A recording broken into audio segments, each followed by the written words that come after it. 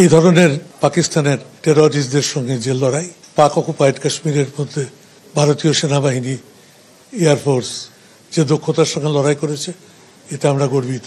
আমরা সরকারের সঙ্গে আছি, এই বাহিনীর সঙ্গে আছি। ফাইট এগেনস্ট টেররিজম এই স্লোগানে আমরা প্রথম থেকেই সরকারকে সমর্থন দেওয়ার কথা আগের মিটিংয়ে বলে গিয়েছিলাম। আজকে তার পুনরাবৃত্তি করেছি। আর প্রধানমন্ত্রীর উচিত মূল দলের নেতা নেত্রীদের নিয়ে একটা এই ধরনের সভা করা উচিত। দুদিনই প্রধানমন্ত্রীর অনুপস্থিত থাকাটা এখানে কংগ্রেস দল থেকে খুব বড়ভাবে আপত্তি করা হয়েছিল, কিন্তু আমরা ওসবের মধ্যে আজকে আর প্রবেশ করতে চাইনি। पूरा सपोर्ट दिया हमने। जो खारगे जी ने कहा वो सही है कि ऐसी चीजें हैं जो डिस्कस नहीं करनी है, तो बस सबने सपोर्ट जानकारी दी।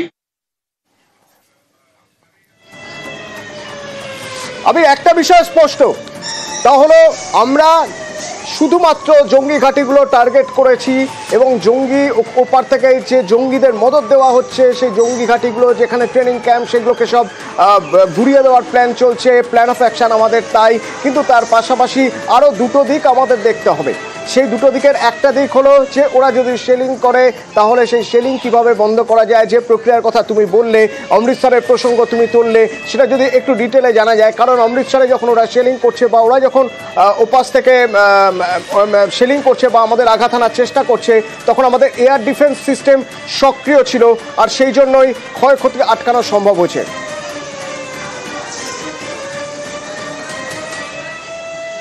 একেবারে তাই অতনু, এবং তোমাকে আমি বলছিলামই যে সেনার যে মুভমেন্ট এলওসি গুলোতে সেটা শুরু হয়ে গিয়েছে সারা বছরই যে থাকে, এবং বিভিন্ন জায়গা থেকে সেনাবাহিনীর যারা কর্মীরা রয়েছেন তারা সেখানে পৌঁছচ্ছেন।